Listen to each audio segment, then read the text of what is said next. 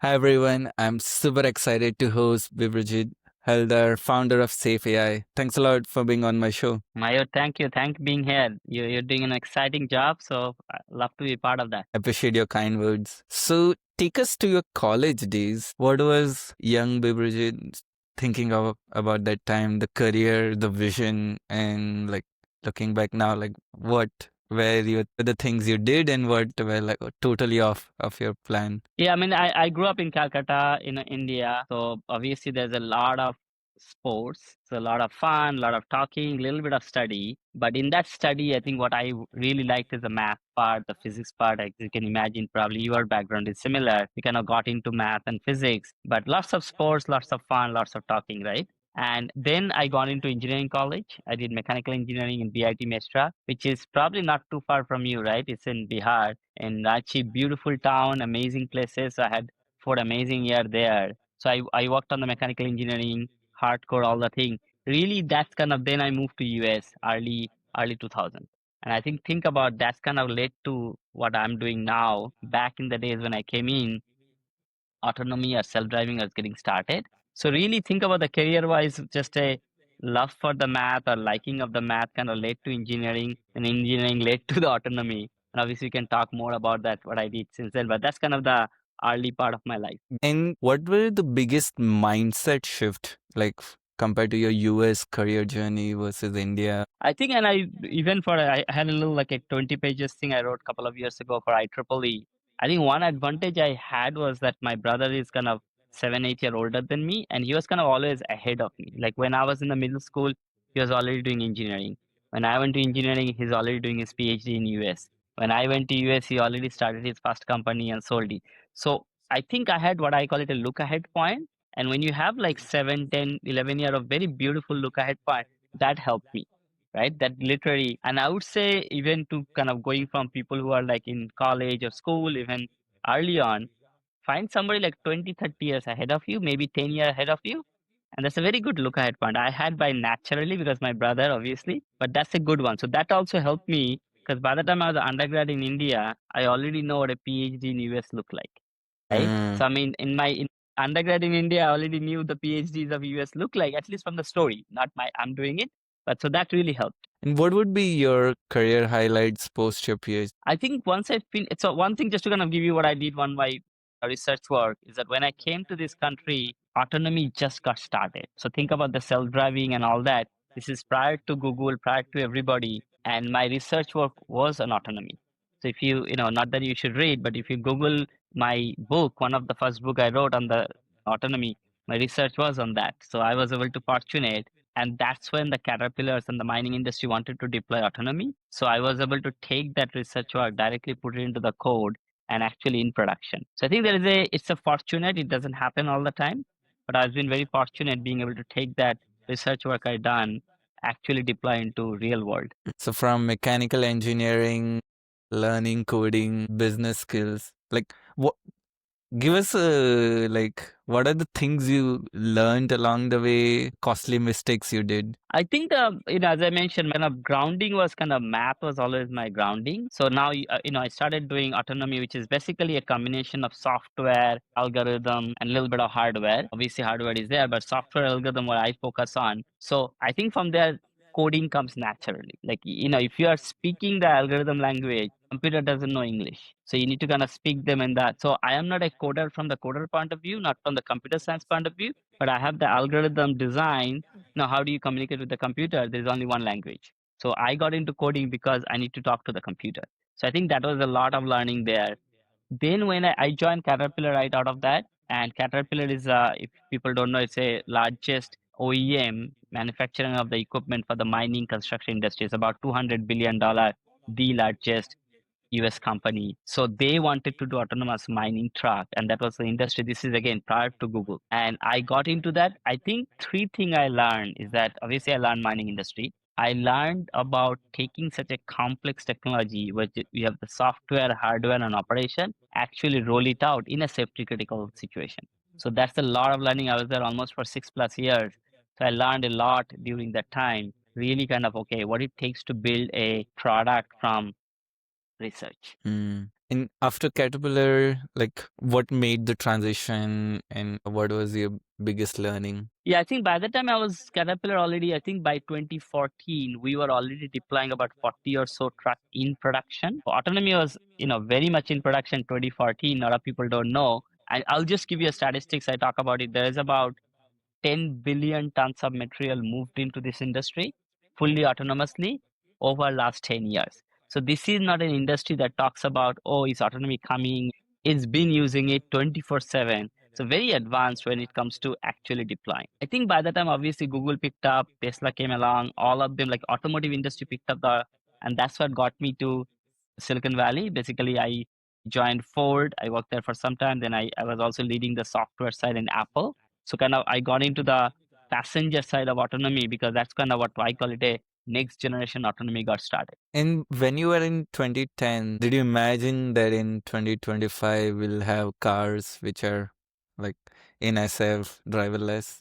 I'll give you a couple of statistics. So the first time I experienced autonomous vehicle or self-driving vehicle is 2008. And I'm probably one of the super power user and I have been using Tesla's FSD since 2017 when it was not even there properly. I use like 98% my today's drive is all self-driving. So I think I am biased, but obviously I was also on the kitchen side. I was developing this thing. So I'm very much on the both side of the kitchen side and also on the consumer side.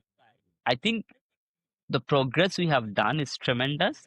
I would have liked to commit a little early, but I think the progress we have done is tremendous and it's fundamentally going to reshape the way transportation works. So very encouraging and I love it and I use it every day.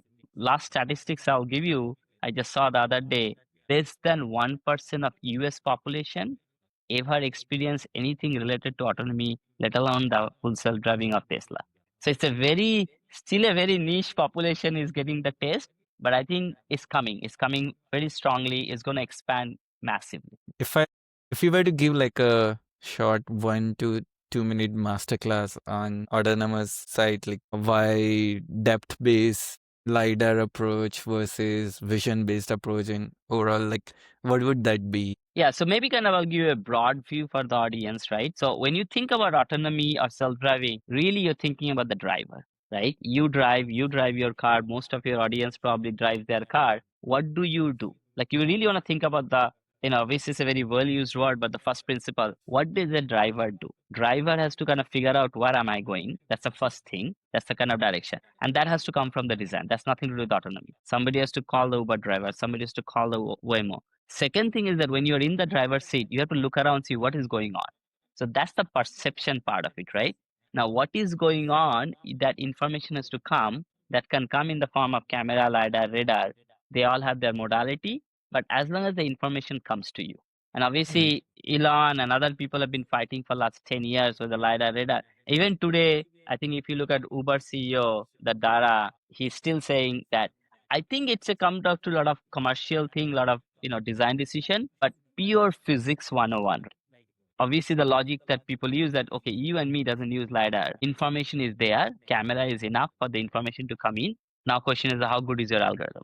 So that's kind of the Mm. broad idea, right? So the information has to come. You can bring the information to the lidar, radar, camera. Then somebody has to process the information, make a decision, which is basically your brain. And that brain used to be hand coded algorithm at the beginning. When I started, it was all hand coded, 100% hand coded. Then as we move along, 2017, 2018 came along, I call it Autonomy 2.0. Exception piece become AI, rest of them is still hand coded. Now, Mm. fast forward 2025, now 80 to 95% of the code is AI, maybe 10 to 20% is hand coded still. So I think what is happening on the brain is getting replaced with algorithm slowly with an AI. And that's the brain part of it. That's where the planning and thinking part. And the last part is the physical body. Basically, I need to add bunch of the sensor, do all those things. So that's the hardware part of it. God, this is incredible. I was curious to know, like, uh, back then, post ImageNet, we were like, from my experience, like for object detection and everything, YOLO and DTR models were popular. At that time, there was an approach computer vision industry was taking. But after foundation model and transformer, there's like general purpose model which can or multimodal that can do image or text and other modality versus just a computer vision focused model. Like, do you have opinion on like how this transformer revolution impacted the whole autonomous approaches? I do, and I'm writing a book on that, so hopefully it will come out sometime. I'm like 80% way. So I think the way you wanna look at it is that, I'll go even back, right? Back in 90s, 90 AI was there, but that was a very different type of AI. That was clustering algorithm, Gaussian this, Gaussian that, like that kind of stuff, right? I think in 2006, that paper came along, which came from the Canada. This is where I think Jeff Huron and all those people have done that. That is the spark of this, what we call CNN and the Mm, computer vision thing. The 2006 where the paper dropped, by the time 2012, 2013, it started becoming a reality in a more scale. But the paper dropped in 2006. All of a sudden, become all AI, right? So we use, that's why I'm saying that by 2017, 18, everybody using perception with AI, but everything else is hand coded. But then the next paper dropped is 2017, which is your transformer model paper. We all know famous, right? All you need is an attention. That's the paper. Worth reading. I think a lot of people, so if you're not going to link it to that paper, 2017, the paper dropped, but it became a reality with the chat GPT, I think 2021, 2022, and the chat GPT. So it takes time where the paper drops to figure out it is a real thing. So I think transformer model fundamentally is a very different type of animal than the 2006 paper. Obviously, you mentioned large language model. It kind of got into that thing. And I think our industry, autonomous industry, kind of looking on the back. Okay, see what's going on. Then once it is kind of hit pretty well, then we adapted it as well. What we call it is called visual vision language model. So instead of mm. LLM, we call it a VLM. Also, we are kind of coining another term called ALM, action language model. That means I need to do two things, right? Because my self-driving, I don't need to talk. What I need to do, I need to perceive. So I used to use the CNN. Now I'm going to use a vision language model. Second thing is I need to act because I need to drive the car. So I use the same LM thing, the transformer model, but I have a wrapper around it, if you will, for lack of better word, action language model. So now self-driving is moving into vision language model, action language model, mining that thing. That's why taking over 85 to 90% of the hand code and taking over the thing. Does that kind of make sense? Yes, yes. I'm actually looking. Do you have the name of your book plan, or you're looking forward to it? I'll let, no, I haven't coined the thing. I mean, I think I have some name. I don't know whether I'll go with that, but I was working on it for almost last 7, 8 months, right? It just takes time. Book always takes the lower priority, but I'll definitely let you know. Amazing. So perceive, act. I'm also thinking autonomous industry versus robotics industry. Why do you think that industry hasn't picked up in adoption as to the autonomous vehicle industry? Let me clarify the statement. In the robotic industry, when you say hasn't adapted, answer is not it hasn't adapted. It has been adapted, but it hasn't been adapted in an industry that is not very public facing. So let me just give you Yeah, I kind of was sense, thinking like home. Yeah. think about defense. Think about very unsafe environment like a nuclear waste management. Think about like a oil rig. Think about areas where not very safe or not remote area for human. And just to give you the sense, that's about, just to kind of give you on the perspective, today there is about $110 trillion is a global GDP. So if you think about that's a pie of the work we do, $110 trillion, that kind of work is about $20 trillion. So it's not, Whoa. it's a, you can imagine defense and all the work we do, but it's not on your face, right? It's not when you jump into a downtown, you don't see those things. So that's just kind of, I want to kind of add the color that is a big industry. I mean, 20 trillion is basically 1/5 of your global GDP. So it's not small by any means. So their adoption has happened for a long time and they are ramping up. Your question is that why hasn't come to the commercial side of it, like a non-heavy, non-defense Yeah. side of it? It really comes down to the fact that the pricing, right? Mm. What I am willing to pay in a nuclear waste facility to do certain job, I'm not willing to pay to fold my, clothes to be. Second thing is that task is a lot more harder in the commercial, like folding your clothes is a lot harder, but digging up some bad stuff out of the ground in a remote area, right? Because our thing is obviously when I put it in the consumer, the scalability has to be different. Like I need to design in a way that can go for multi-million unit A lot of this use case, if I'm going into the oil rig, going into the defense, my volume is not that. So that's kind of the some of the technical challenges, dollar value, and also the nature of the industry makes it harder. But it will happen. You gotta give me a hot take and future take on this podcast. Like, when will we have an iPhone moment for commercial robots? Like, what's the year you are predicting? I think the next commercial robot you think about is a humanoid robot, right? Humanoid robot Mm. is the most, like from you and me, and you go to a mall, you go to something, it's like, okay, what is the cool stuff I want to see? Not just some arm moving around, but can you give me a humanoid robot? I think everybody is working on it. When I see it, right, from Elon Musk to at least 7, 8 large company in US working on it, a couple of in Europe, couple of, I'm sure there is somebody in India working on it. So I think that probably would be the next big thing as far as the on your face consumer point of view. And I would say, I mean, obviously, time-wise, who knows? But I would be very surprised if it doesn't show up in next 5 years in a very on your face way, not like hidden in some research paper, but actually you can see and do it. And 5 years is a plenty of time. So today is 2025. The pace we are moving, 5 years is like almost like 15 year compared to the previous time we had technology growth. So I think 5 years is plenty of time where you will see those coming up. God, I think like there's so many topics I feel nerding out, but I want to know the story of Safe AI, like what led to that, and give us like the beginning days. Absolutely. So I was at Apple working on autonomous and an amazing time, right? And they were working on self-driving. I think what I noticed, and I come from the mining industry, come from the heavy industry, mining, construction, think about those industry. They already are running autonomy in production, but they are running the older technology because when we did it, we didn't have all the AI and all the thing. And I'm at Ford, I'm at Apple, I'm looking at the amount of explosion happening on the technology on the passenger side. I coined the term called Autonomy 2.0. I was like, somebody got to bring this Autonomy 2.0 into the heavy industry. They cannot be just keep using the older technology. That's a trigger. Like, I am not a very startup person. My trigger is that I can do it. I have the background. I can see the thing because people who are in Silicon Valley knows AI. They don't care about or they don't understand the heavy industry.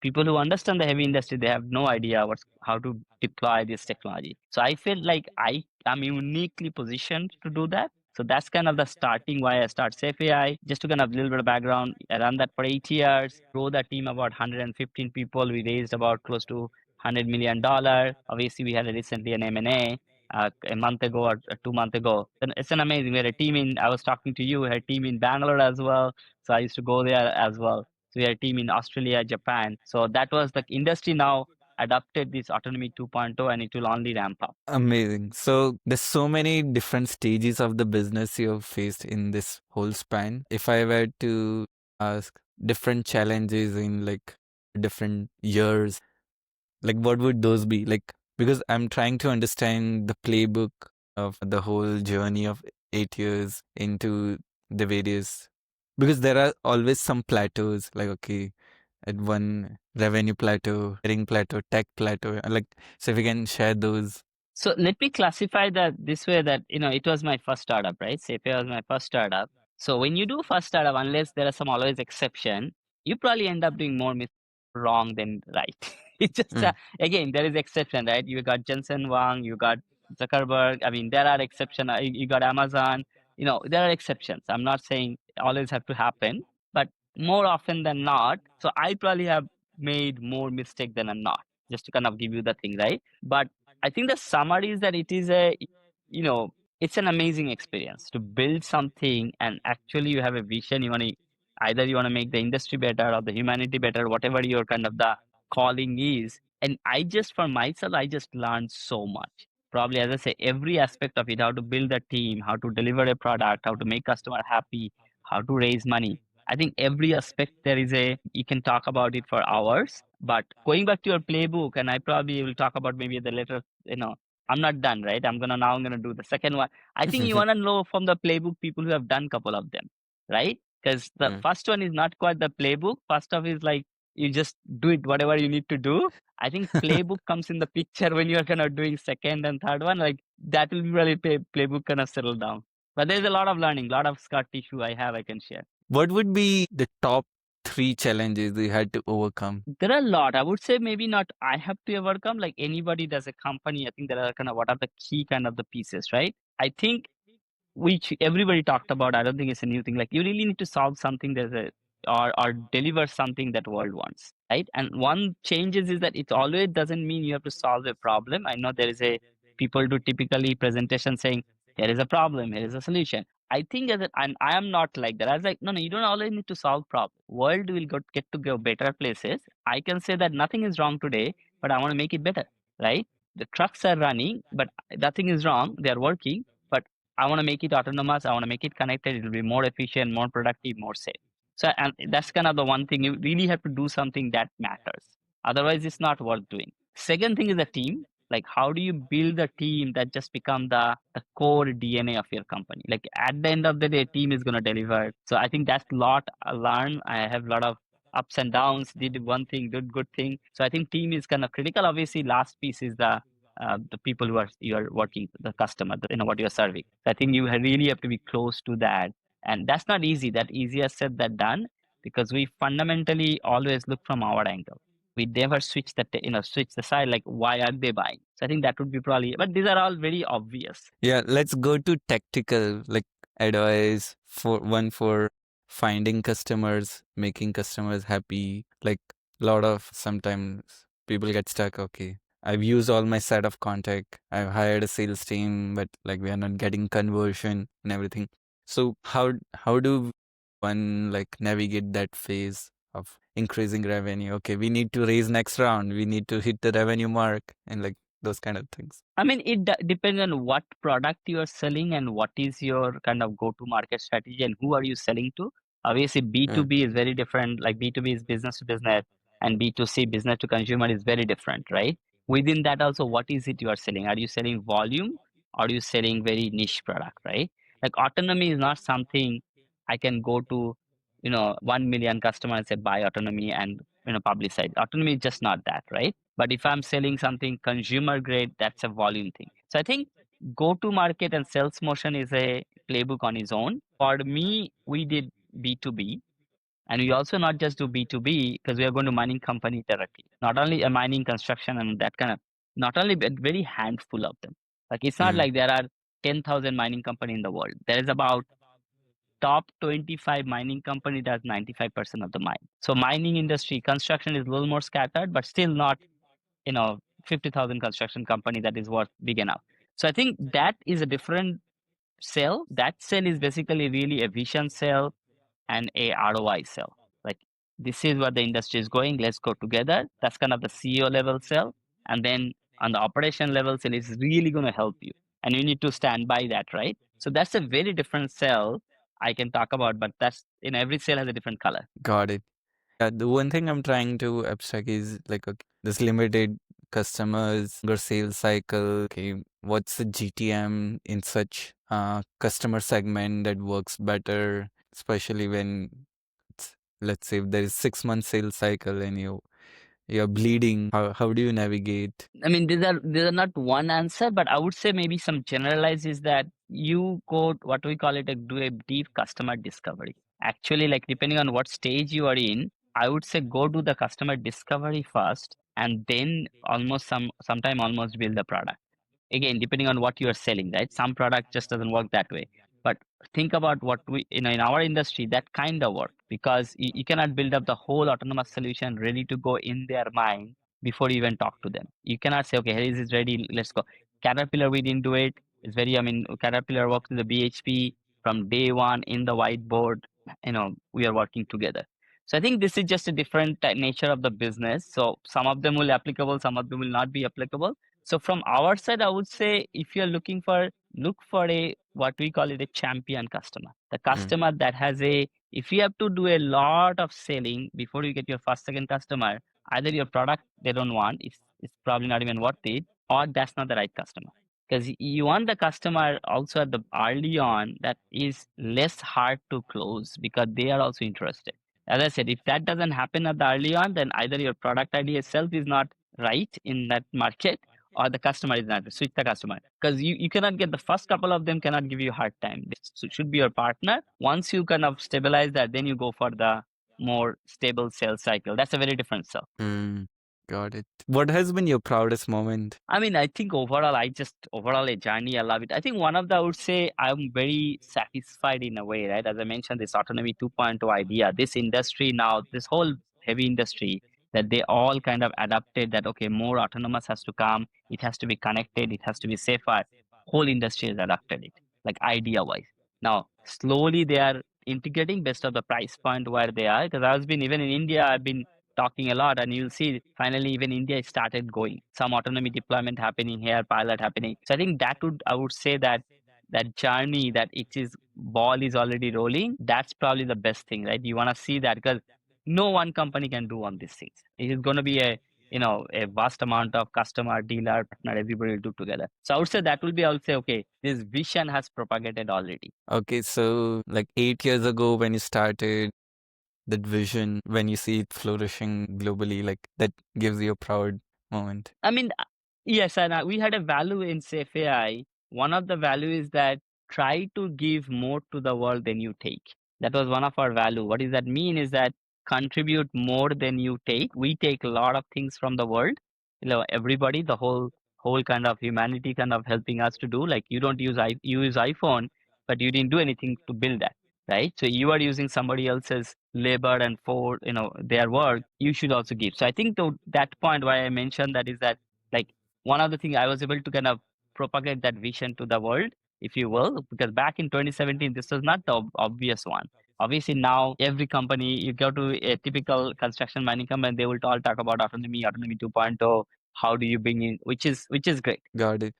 I wanna like briefly share my screen to show the website. The first thing that comes to my mind is how challenging it would have been to get the product on ground and A/B testing and everything. I'll answer just to kind of give you a sense, right? Over my last whatever 15, 20 years, I have been to probably at least 30 to 40 mine across the world. You tell me a country name, I'll probably be in that country's mine. So Whoa. it is a lot of challenge. It's not easy. The environment is not easy. But that being said, it's a lot of fun. You need to be able to do that. Once you go there, you'll see that there is a lot of, it's a lot of fun. It's people who needs to do that. There's a lot of challenges in a sense of it will be always remote. The network is a problem. People is a problem. You have to be there for a long time. But it's a lot of fun also when you see this thing is actually working. Okay. What is one thing most of the people don't know about Safe AI's journey? I mean, I think a lot of people don't know Safe AI, but I would say the part that I think not about Safe AI, but maybe broadly as an industry, people do not understand how much technology, like the fact I told you that autonomy was already deployed in 2014 and they've been running for last 10 years. I think a lot of people don't know that at all. They think they look at Waymo, they look at Google, they look at Tesla, they think that's autonomy. They do not know that there is a vast amount of deployment already in production happening in that industry. And I didn't even open the box of defense. There's a lot going on defense when it comes to autonomy and self-driving. So I think that it's not necessarily about safe AI. It's about a lot of people still don't understand that industry is such a big industry and they have adapting technology and are running it for a long time. What do you think about Palantir's approach? I think it's amazing. It's amazing, and I think maybe you can connect with the now new AI agents coming in. I think it's fundamentally beautiful thing happening, right? Obviously, a lot of work we do. If you look at any company, like what do we do? Either we are doing some digital work, right? We're making some plan, we are doing this thing, we are sending email, we are doing logistic, we are doing HR, or we are doing some physical work. That means we are making making things in manufacturing, moving stuff, we are developing something. So I think the AI that you talked about Palantir kind of went into defense, but it's kind of a framework or a platform play where a swath of your digital and physical work is going to get done by this platform. And people, your employee or people team is going to use the platform sometime to enhance the team, sometime to get the job done by itself, right? So I think that's kind of the future. So I think Palantir playbook is absolutely makes sense, and you'll see it get copied over and over again. Awesome. I want to do a rapid fire before we wrap up. You have 10 to 15 seconds to answer it. Gotta be very quick. Okay. Who's your role model? I so it's a short answer, but I read a lot of books. So I would say if I have to say who is my role model, I would say it's a book. Like I read probably, I have probably at least 150, 200 books just on my Audible. So I say book would be my role model. I love reading books, and this is where I get to learn without picking a person. Okay, gonna make it a bit more difficult for you. Your favorite book, which made a big impact in your life. Lots of them. If you want to put me on a spot, I would say I love the latest. Like I'm just thinking about what I'm reading latest. Like I think the book, Elon Musk book, latest book is amazing. One that came out like about a year ago or so. I'm actually right now I'm looking at. I'm very interested in biology and the all the cell stuff that going on. So I'm reading one of the book that is the woman that got the Nobel Prize for um, CRISPR. So that book is Mm, amazing. So no, I forgot the name of the book. So that book is amazing. See, I can go on, but those two, if you want me to pin into one or two, I'll say those two. got it. Your favorite restaurant? Favorite restaurant. I love good food. I don't know if I have one favorite restaurant, but I would say I love Japanese food. So I think I was one of the, again, forgot the name, but one of the sushi place in Tokyo, which is you need 6 month reservation before go. And I went there and it's just mind blowing. So I love the Japanese food. It's a different craft. City in your travel bucket list? I've been to a lot of cities, lots of cities. We haven't been there. Somewhere I never been there or something already been. Never. I never been there. I actually haven't been to Africa, so I'll probably pick an African city because I never been there. Maybe Nairobi or Lagos or in South Africa. So I never been there. So I want to experience that culture and kind of that side of the world. 3 words your close one would describe you as. 3 words. Yeah, this is a hard one. Okay. I would say open. Yeah, I'm very casual and open. That's the first thing come across. I would say next thing probably I don't know if the thinker or something, but I think think a lot. Like that I think that would be another one. And I would say tech. I mean I always talk about tech. So tech probably another one will show up too. God. What is one book which you are not currently thinking but would love to write in your In my 60s. So I think there are three kind of core pillar I'm thinking through. Obviously, AI, everybody knows. I think the another part I'm very interested is that this whole longevity and the kind of our health side of it. So I think in 60s, probably that looking back, like what humanity could, should, would do, or where things are going as far as our physical body. And because we all talk about AI part, AI is moving fast. One thing we could acquire don't pay attention is that so is our physical system. Like a lot of time people talk about, oh, AI is going to surpass brain. I think because AI is moving so fast, people don't realize brain also mature. Our today's brain is not same brain as 5,000 years ago brain. So I think yes, it moves smaller, but quantum of move it can do, no AI can catch up. So I would love to kind of discuss that, and I think that will be a good time to also a lot more data will come through. So you are in Silicon Valley, the mecca of tech. You worked in manufacturing, construction industry. Like for founders who are building in the space, what would be your advice where they're getting the friction about adoption in that industry, but they're also super passionate about tech? Yeah. So one good thing about me is that I'm back into the zero, right? I'm thinking about what to build next. So I'm kind of thinking, so even I'm saying I will give the advice to myself along with, 20-year-old, right? That because I'm more of I'm still an operator. I haven't gone into this advising role. I was like, no, let's go play, right? I'm not a coach yet, right? I want to go play the next game. So to what I will give myself advice, and even at 20-year-old, like first of all, this is the amazing time to build a company. Like that's just there is no better time. This is the best time, right? Tomorrow will be probably even better, but today, right now, is the best time. That's the first, I would say, including me, everybody's true. It is true. I can pretty guaranteed state by that. Second thing is that obviously AI, this thing big going on. So I think let the smart people build the AI, unless you are one of those, but also the application layer. What is the use of AI in your particular vertical, in your particular geography, in your particular problem? I think there is a literally infinite number of problems, right? I come from Calcutta. What specific thing is going to hit in Calcutta? What's going to do it in Nairobi? What is going to happen in India? They're not same, different vertical. So as a founder, I would say if you want to build something, is like imagine a world that you want to take it, and you have an unfair advantage of being where you are. Nobody knows. Like I do not know what you need in Gujarat. I'm guessing we talked about you're sitting in. I don't know that, right? You have an unfair advantage and you have all the technology at your fingertip that I have. Like ChatGPT is not my ChatGPT, right? Or open source model is not my model. So I think as a founder, think about where you want to take the world, and especially the younger you are, better you are, because you have a fresh perspective, and you are by definition biologically you are smart. Just by definition, we move generation to generation, smart to smart, right? I'm not talking about individual, but it's just the nature of it. So I would say think about where the world is going, where you want to take it, and use the AI as your fuel engine, if you will, and amazing time to build company. And living on a high note, what's the best piece of advice you have received till date? Lot of them. I mean, I had one of the advantage, I would say, I was always surrounded by people who are like extremely supportive. They had the vision. So that I would say if I say anything, like surround yourself with a lot of like a winners. Like sometimes you might not get them directly, but I do a lot of podcasts. I mean, listen to a lot of podcasts, and I read a lot of books.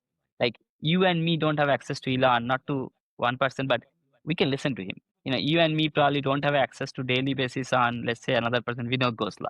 Vinod Gosla is one of the legendary VC, but you can listen to them, and they are at an age and their or stage of their life, they wanna tell the next generation what to do, how to do.